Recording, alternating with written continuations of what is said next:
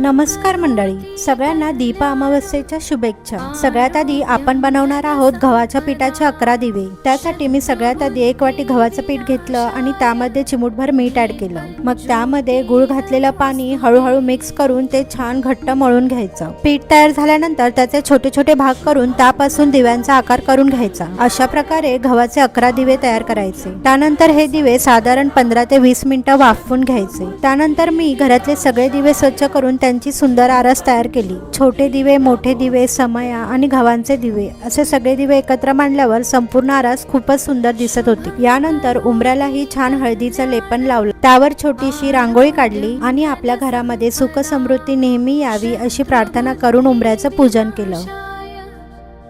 त्यानंतर सगळे दिवे प्रज्वलित करून घरातल्या दिव्यांची पूजा केली। तर मंडळी, व्हिडिओ आवडला असेल तर लाईक करा आणि शेअर करा। पुन्हा भेटूया पुढच्या ब्लॉगमध्ये, तोपर्यंत बाय बाय।